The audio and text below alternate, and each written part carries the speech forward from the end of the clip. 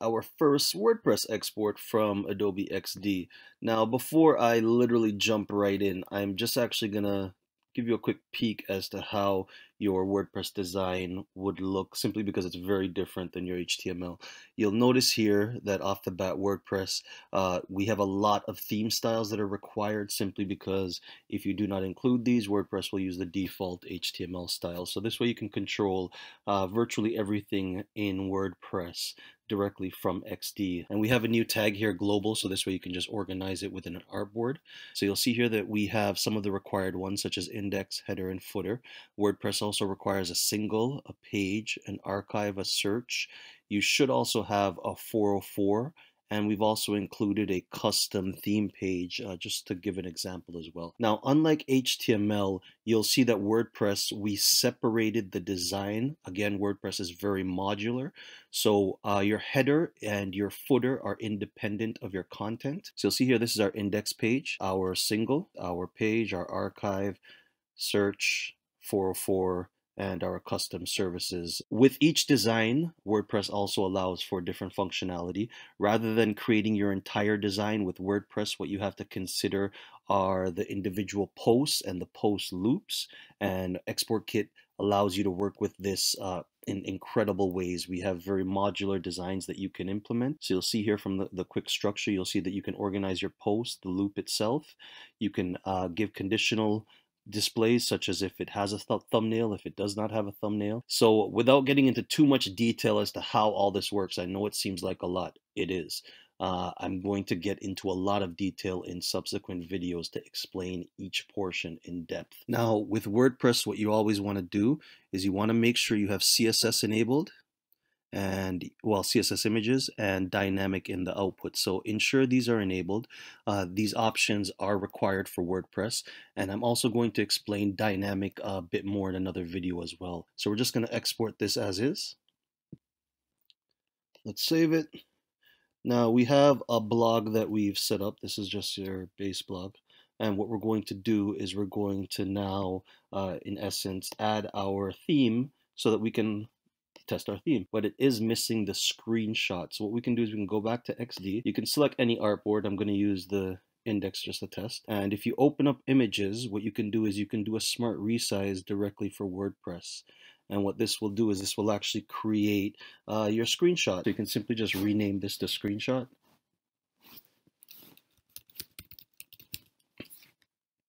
And drag this into your WordPress folder. So what we're going to do is we're going to navigate to our WordPress directory, our content, and our themes. And we're just simply going to drag our folder to our themes folder. We can go back to our blog. Now if we go to themes, you'll see now that your theme content has been loaded, and what you can do is just activate it right away. Now unfortunately, you'll note that the name is index, and this is because we have not included the ability to save all your meta information in XD. So you will have to modify this in the styles when you're packaging it for your release, but it's not difficult at all. And this is our original content. This is directly from our design, but we can actually upload any image. We can change the text as you've just seen. Let's actually go back and let's do this.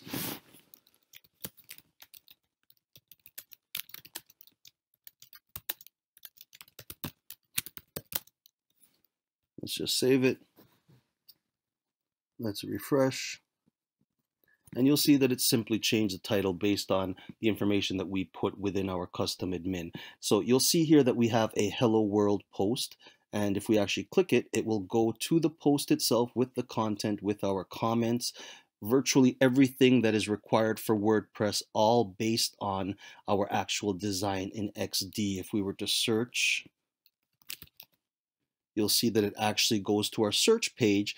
Now you'll note there is some content missing, such as our menu and also additional pages. If we were to go back to our home page, only one post was visible, and this is again based on the actual content that's within WordPress. So if we were to add an additional post, let's do it with that.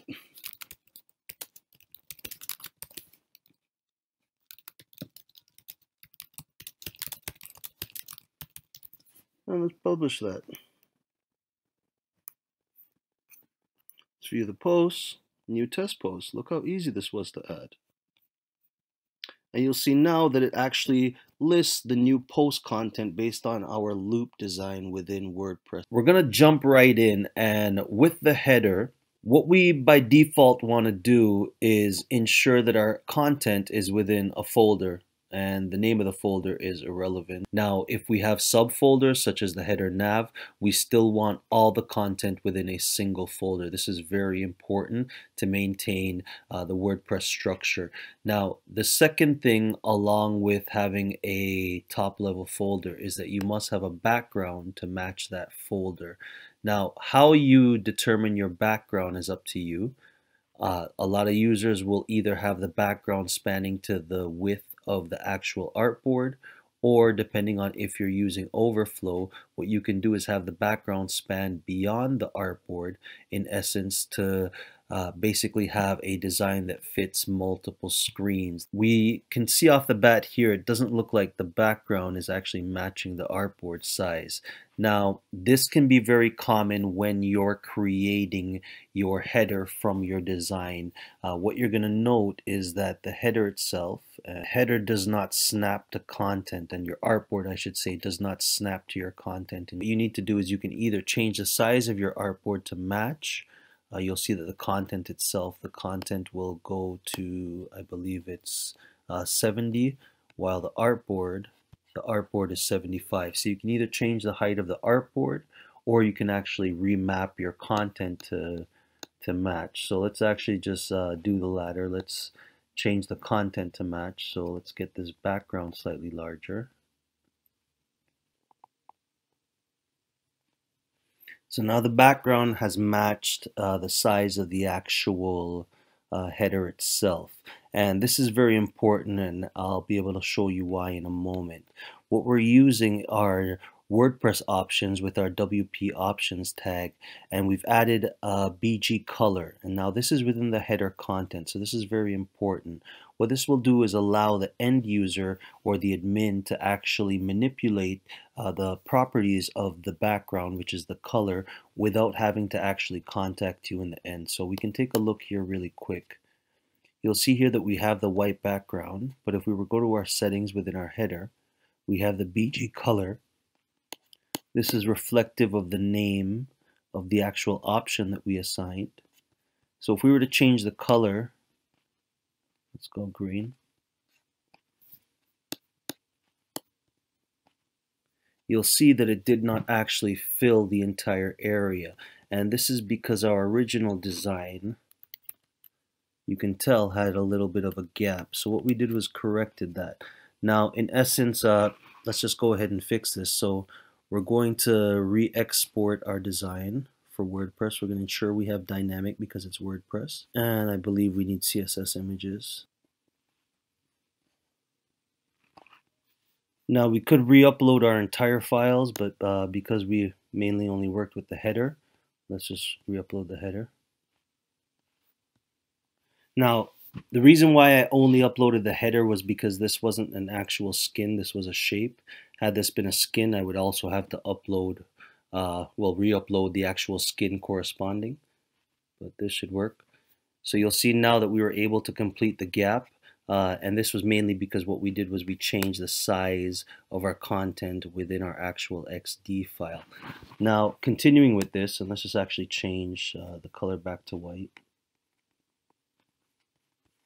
Now, as long as we have our content folder or our top level folder, now we also have our background color that we've assigned with our background shape. What we also have is a general logo, and we've assigned an option to this as well. And we also have a title that we've added, and our title is using a native WordPress method, which is blog info, and we're actually applying the property name.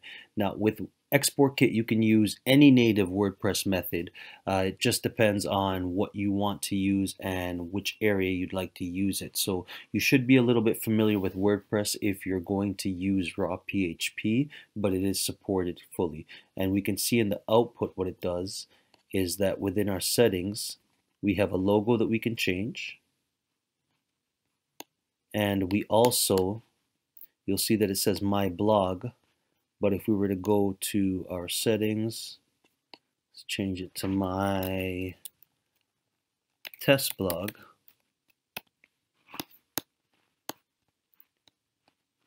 You'll see that it updates based on the actual blog info. Now our navigation menu, this is very important that it supports all the defaults and native WordPress settings for creating menus. So we do not recommend that you actually create static menus, and you'll see here that we have a static design. What we suggest is that you use the native WordPress functionality to create menu elements that WordPress will emulate to designate a menu that you have in your output. Now we're going to go into a little bit more detail with this in a subsequent video, but in essence, but what it does is it will actually work with the native WordPress functionality for menus. So let's assume we added a service and about. You'll note in our design we're actually using header menu as an ID, and in WordPress what we can do is we can assign that menu location, header menu, and assign a menu to it. Once assigned, we can refresh, and you'll see that now we have our entire content based on our design. Now immediately when we look at our design, there are two distinctive sections that we have with our menu. One is our menu itself, and another is the design for the menu, which is our original static menu. Irregardless of your static design, WordPress has very specific rules for generating its menu. Going too much into the rule sets of WordPress, and we'll provide a link in the video description just so you can actually get a deeper understanding of WordPress menus. What we have here is the design itself will not be used in the output, and you'll see that we applied a skip tag to this. The design is a static menu, which we do not suggest that you use. Your end user will not enjoy this. They will want to use the native WordPress menu system. So what we suggest is, rather than basically disregarding your entire design, what you should do is select your longest menu item. So this might be services or contact, and you're going to use this as a template for creating your actual WordPress navigation menu. Now the reason why I said for you to select your longest menu item is because WordPress is very specific. You are going to tell WordPress how large your actual menu item will be, and depending on the names that the end user generates within WordPress for their pages and posts, it will be limited to the size that you actually denoted. So this is very important. If you choose a small area with only 4 characters, they will only have 4 characters to work with.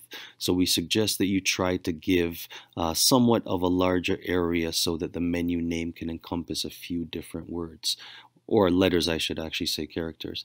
Now, with our menu system, what we use is our WP nav menu tag. And what we can apply is a direction, which can either be horizontal or vertical, and a ID, which here we have header menu. And what this will do is this will correspond with your actual WordPress menus. Let's take a look. And the location, you can easily see here, we can now manipulate the header menu location based on what we denoted within our design. Now our design itself within the header menu, what it encompasses is a label and an actual background for the header menu item. Now this is very important that we've applied styles to the label and the background, and these styles are completely dependent upon how you want your output to generate, basically. So in essence, what we had, let's just re-add so we can see the styles directly.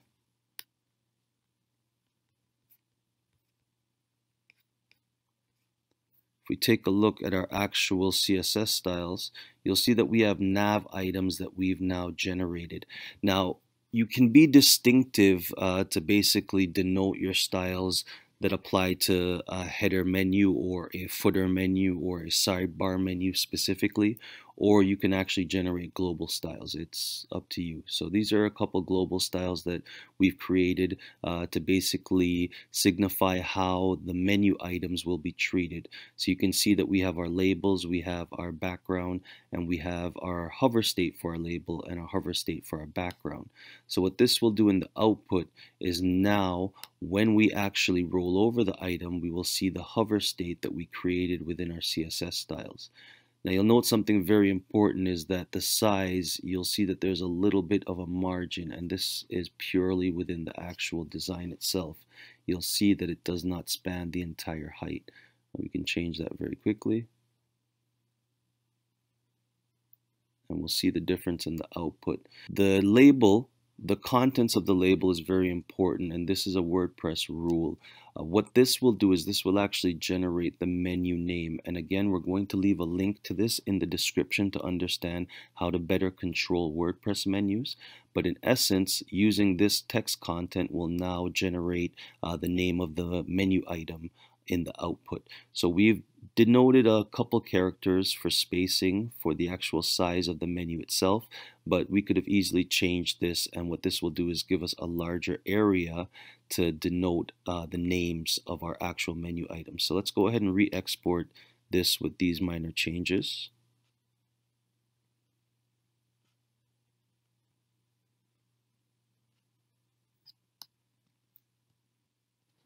Now you'll notice in the output, although this actually hovers now completely the way we expected, you'll see that one of our menu items is missing, and this is a very important situation that we ran into, and I'll show you exactly how we can fix this really quickly.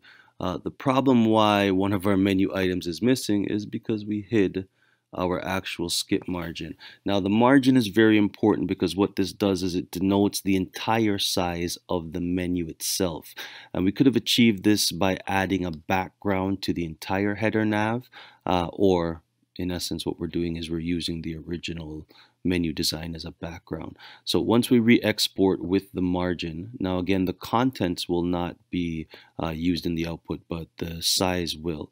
So once we re-export, what this will do is now allow us to add additional menu items. So unfortunately it seems the cache didn't flush, but now that we've flushed it, you'll see that we have both our menu items displaying correctly with the correct rollover that we expected from our design. So this is just a simple way that you can now address and actually take one of your static menus and now turn it into a working WordPress menu simply by selecting a single element and creating a background for that element. And so we'll note that the footer, similar to our header, is very modular, and if we take a look at our actual WordPress theme, you'll see the footer at the bottom, which mimics our design. What's very important, again similar to any section in WordPress, is that you must place all your content into a top level folder. So irregardless of the number of subfolders or child elements that you have, along with a folder, you should always make sure that you have a background as well. Now your background, this can be dependent on your design preferences. In this case, what we've done is we've given it an extra bleed so that we can apply overflow for various screen sizes, but it's completely up to you how you want to treat your background. What we've also done is added an option to edit the background in the admin. So we've given it a WP option tag, and we've called it the BG color for the footer. So if we go and we take a look at our actual admin, and let's go to the footer section, you'll see that we have BG color. Let's select green possibly. Now let's refresh. And you'll note that now our footer color is green, and this is because we allowed for changes to be made via the admin panel. So let's just reset this.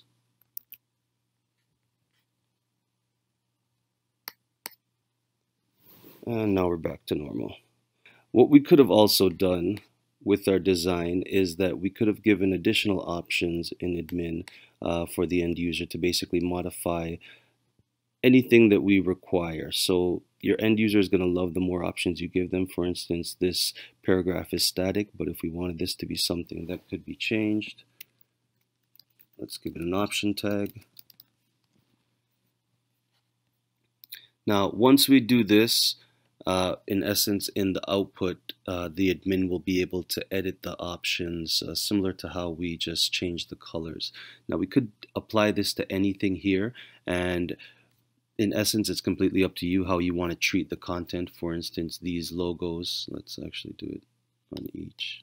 Oh, we already have them. So we have Twitter and we have Facebook. This is within, I see the mistake. This should have been an image. Okay, so now we have a few options, or a few more options that the end user can manipulate in the output. So let's just go ahead and export this.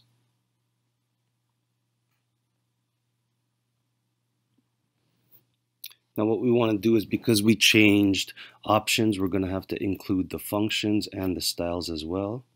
Now let's simply refresh. And now we have our social options. This will be our icon, and we can actually change the link. We also have our About Us description.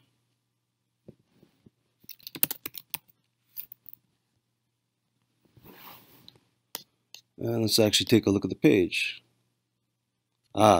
Unfortunately, I did not recopy the skins. I should have done that because we actually created new skins. So resync this, new images, there we go. And you'll see now that we can actually navigate these icons. So quick and easily, we were able to manipulate our footer. Now we also added another blog info call, and you can use code tag virtually anywhere in your design. And what this will do is allow you to add raw PHP, and you can call any native method within WordPress. So right now we're actually grabbing the blog info name, 2014. Yes, you can tell when the original template was made. Yes, we had WordPress working in CS5. You can see our index page, what we have. Let's actually go and take a look at the layers. Now, unlike our other sections that have a single folder to encompass our entire content, our index is very different. We have a couple of individual sections, such as our top header, our content header, which is the We Work With You.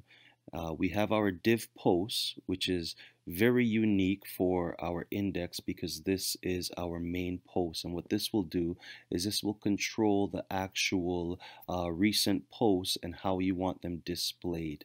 And then we also have another section to see our samples with a bunch of sample previews that we can likely edit in the admin area. So let's go ahead and take a look at each section. Now you can see with our header what we've done is we've added a couple option tags for our title and our description, and we have a background here that we can also edit the image and the color. So there are a couple of individual sections that we can edit within the index header. Taking a look at the content header, it seems that it's only the background color that we can edit, but we could have just as easily added option tags to the title or the description, and simply just to give the end user a bit more control over the content. Now, before I jump into the actual posts, let's take a look at the sample mini. It seems what we have here too are these are options that we can edit. Now, with our post section, the layout of our post is very specific, and this corresponds with how WordPress natively renders your post information. Now, what we have within our post is we have our main loop, but we have fixes inside, or I should say actually before and after the loop. And this is key because what this does is this provides a little bit of flexibility to give either an extra margin or add additional content before and after the loop. Let's take a look at how this renders in the output. So you'll see here that we have a bit of a gap at the top and a bit of a gap at the bottom, and this corresponds with our actual fixes that we've created. So we have our fix at the top, our fix at the bottom, and you can see within the loop itself also contains a small fix, and this is likely for when it's rendering additional children. So we can take a look at how that works. So first thing we can do is we can see the options that we can change within our index, and this is based on our design. You'll note here that with our posts we only have one, and that's simply because we have only a single post within our database. So let's add another.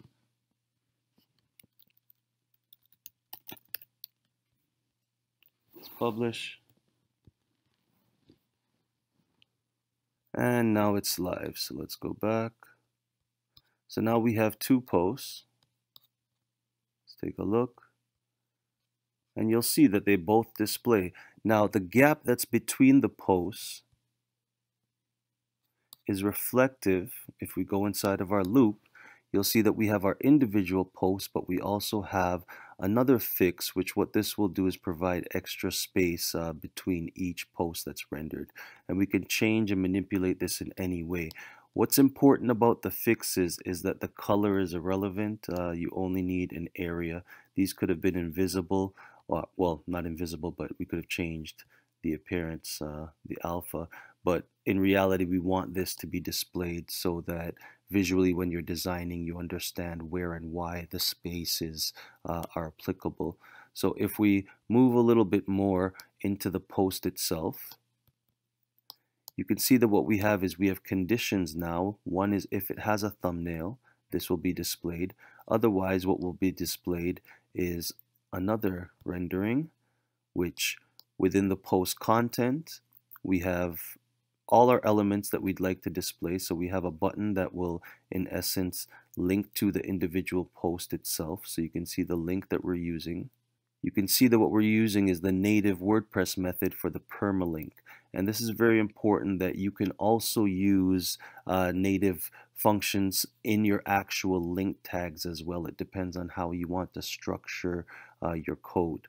Now within the actual entry, you'll see that what we have is we have code for the title and the excerpt, and we're also calling the native WordPress methods to get this information.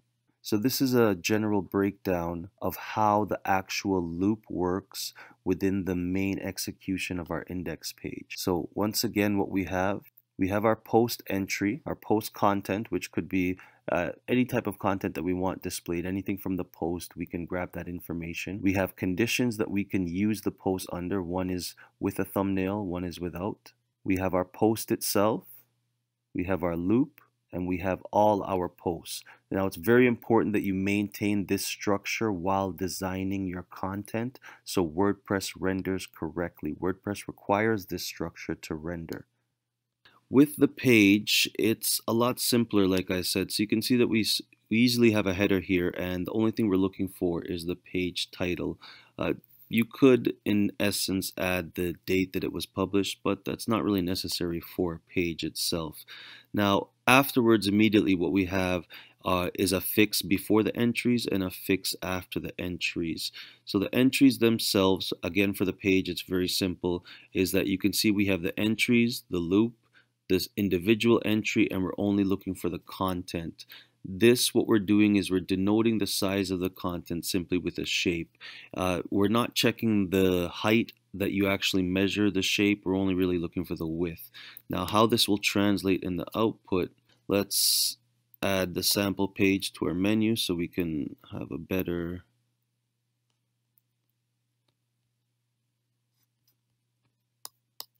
preview. So we can see here with a sample page with a bit more information that what it did is it measured to the width of our actual shape, but now it will let us denote the content that we've rendered within WordPress itself. You'll see that the single, similar to our index, what it allows is for segmented areas, and this is important because our content is dynamic, so we do not know the size. Let's actually take a look at the design. So you'll see that we have our header section, we have a meta, we have a post navigation for the top, we have our thumbnail, we have a fix, and we have our entries. Now our fix above our entries just gives a little gap. Oh, looks like there's an extra space down here. Okay, so what we can do is we can actually move the nav bottom down a little. It looks like it's a little bit off, so let's just correct that. There we go. That'll actually render slightly better in the output. Now, taking a look at each section within our single header, what we have, and these are recommendations by WordPress for creating your theme, you'll see that we have code tags to denote the title and the date posted. You notice that we're using both static text and dynamic PHP. With code tag, you can generate any content that you'd like, including using native WordPress options. Now, something very important is that you'll see the size of the text elements is that we tried to give it the largest size possible to encompass for long title names. Now, under the header section, what we have is the meta. The meta is typical to encompass the tags and the categories. Now, how you want to display this is completely up to you. What we've done is we're simply calling the native WordPress methods for the category and the tags, but you can generate the content using your own custom styles if you'd like. Next, we have our navigation for our posts, and you can include navigation both either at the top and the bottom or in any position that you'd like, but the navigation will remain the same. What we have are two links, and you'll note that with each section we have a background, which is very important. You always want to include a background in your sections, even if it's just white. The reason is because that will generate the space that is required and the size to note when actually stacking the content. So along with our links, what we have is we have our next post link, and we also have a previous post link, and these are both layer tags that can be applied to text layers to generate the actual default WordPress elements for linking, but using the content that you denoted. The next section that we have is our thumbnail, and this will be dependent on if your post has a thumbnail. If it doesn't, then this section will not render, and you can see what we've done is we've added a little option for the border, but you can basically design it in any way you'd like, and we have a layer tag to display the thumbnail itself. We don't need to go into the bottom nav, it's virtually the same as the top nav. What we're going to look at now are the entries. Now this area is very important because this is what renders your content for your page. Now with your entries, what we have is a sidebar and we have our loop, and we'll see how this plays out in the end. With our loop, what we have are if comments are open, if there is an author, and we have our entry itself. So let's take a look at each. So we have our entry, and you'll see that what we have with our entry is that if there are comments, there is a pop-up link. These are both empty images or shapes. You can use either to denote the content. So this is a layer tag for the content, and we have a layer tag for the comments pop-up link. Now this is conditional if you basically have comments. If you don't have it enabled, then this will not display. Now after the entries, we have our author content. Our author content, this basically renders if you allow the author information to render on your website. You can actually denote the author avatar, and we have code information to get basically the author meta and also the description link. So there's a bunch of information that you can include for the author additionally beyond what we've done here, and it's completely up to you with your design. Now with comments, you can basically create your own comments template, but we're loading the default WordPress template.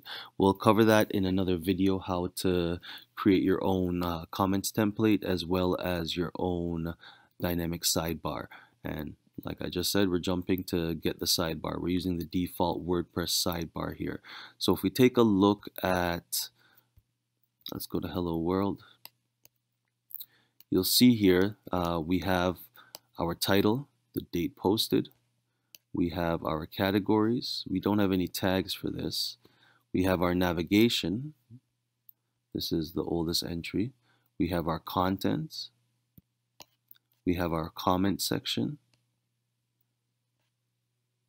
We have our navigation. And we also have our sidebar.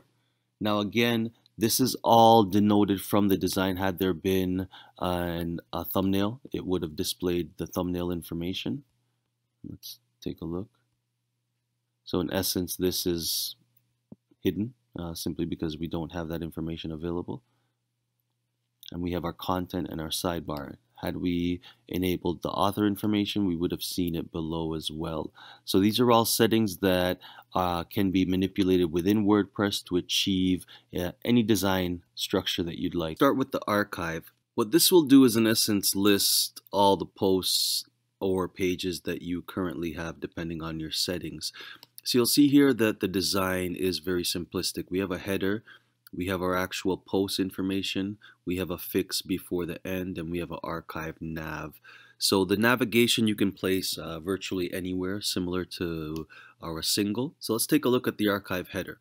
So the header, we do have some PHP code that is actually used to display the current archive that you're looking at. Now this code is available online free completely, so you can actually use your own in essence. It just depends on how you want to display the information. So within our post itself, what we have is we have a fix at the top, we have our post loop, we have our sidebar, and after the post itself we have our fix below. So if we take a look at the loop, within our loop we have our posts. We have two conditions if there's a thumbnail, if there isn't a thumbnail, and we have a fix at the bottom just in case not in case, when we're actually loading additional archive elements. So this might be another page or another post in the list. So with our conditions, let's check that one is if it has a thumbnail, one is if it does not have a thumbnail. No thumbnail, it just has the post content, and then there will be a background with some type of margin, another background. What this does is will actually separate the content a bit further, so you can actually have subsequent margins within your actual design, and it's simple just to create either a separate background, or this could have been a skip. And the skip itself, what this will do is this will not render the content, but it will maintain the actual measurements. So it just depends on how you want to display your elements. Now with the entry itself, you'll see here that what we have, we actually shouldn't have that as the layer name.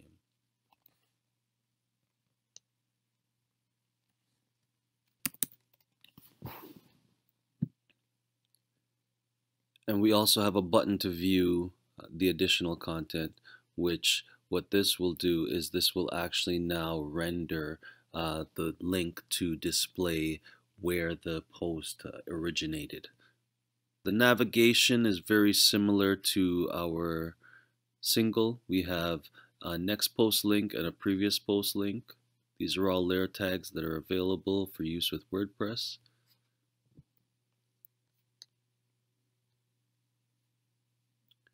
So you'll see that now our archives and entries in uncategorized category, well, that's what we used. What will happen is this will change depending on what type of archive you're looking for. And like I said, the script that we use to control this, it's a very generic script, but you can modify anything in essence to display what you'd like. You'll see that we seem to be missing the permalink in the archives. So what we can do is we can just add this quickly.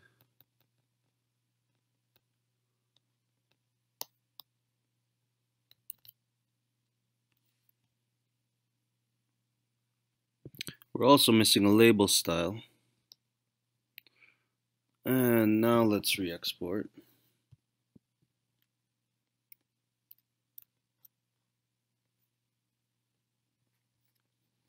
And now when we refresh, you'll see that we'll be able to now click the link and navigate to the actual page. So it's very quick and easy to fix virtually any error that you might run into. Now moving on with the search, you'll see that the search, the design for it is very similar to archives. We have a header, we're looking for results, basically what the user searched for, and we have posts, a fix, and a search nav. The nav, similar to the archives and the single, it's using a next post link and a previous post link. The header, like I said, is using code, and the code for the searches, we're actually just calling the native get search query. Yeah, again, you can customize this to, in essence, render anything that you'd like. If we look at the posts, the layout is very similar once again as to archives. We have a fix, we have a loop, and we have a sidebar. Now the loop itself, we have the posts, we have the post content, we have a fix, which will actually denote the end of the content just to give a little extra space. And we have a single post style that we're displaying. We're not actually showing images, but we could. and we would just need a conditional folder to do that. But what we're doing is we're just displaying the content and linking to the actual post itself. So this is a very simple layout that we just have a single content section with a margin, a background for the element, the entry itself. So we have the title and the excerpt. These are both using native PHP methods, and we also have an individual button that will allow us to actually navigate to the post content. Now the styles for the buttons for both search and archives, this is all included within our global artboard. And what we've done is we've denoted a few custom styles for our buttons, and you'll see them here. So all buttons are using these global CSS styles. Now if we take a look at our search, you'll see that we have a result for something. There's a sample page. Let's actually view it. And it goes to our sample page. So you'll see here that we have a header. There is nothing dynamic about it. It simply says nothing found. We could have added options to this so that in essence the end user can edit what it says. Actually, we really should. Immediately after the header, we have a fix before the content and a fix after the content. So the content itself, although we do have a fix within it, it's not really that necessary. Well, actually it is because we have the search. So let's give the search some area. You know what? If we're going to do that, we might as well add options to these. So let's actually modify this slightly so that we can do something with it in the output. We have to have letter as the individual ID name. You can't start it with a number. You never should start anything with a number per se. So 404 title. Background we don't need to change. And let's call this the description. And we've given a little bit more space to the search. So let's actually re-export this. So what this will render now is whenever a user attempts to look for content that isn't available, so WordPress will display this page. So let's look for a page that doesn't exist. And we're going to have to actually reset our content. Oh, that being said, unfortunately, I should have added the functions as well. Now let's check the page. There we go. So nothing found. Now all this information we can change. Let's now see the 404 options.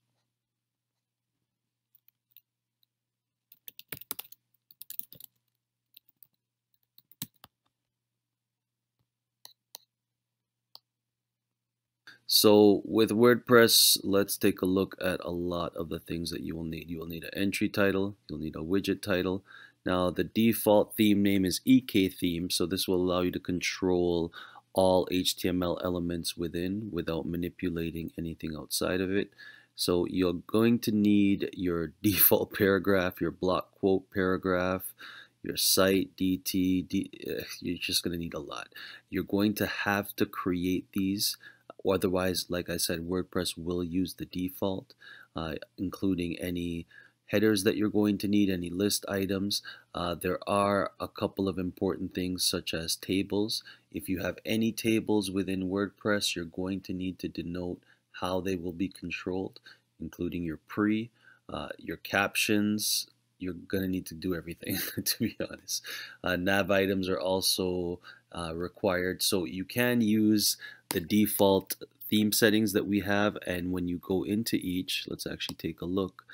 What you're going to need to do is now change the names to match what you're looking for in WordPress. So let's actually go through this and see what we need to do to modify this. So this first is our entry title, not H3.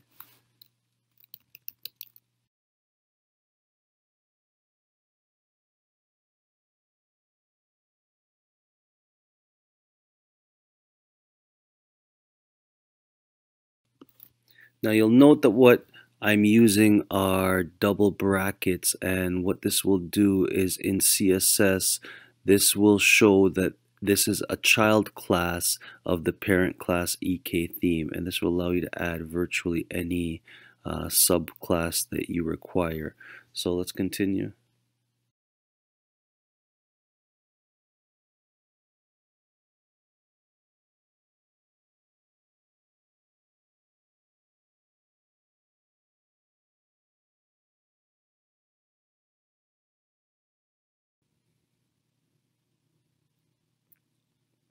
So now that we've corrected all of our WordPress styles, what we can do is simply re-export.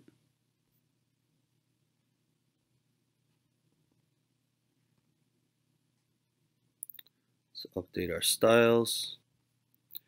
And now if we go to our pages, we'll see that now our text is updated to denote exactly what we've issued within our actual WordPress styles with XD.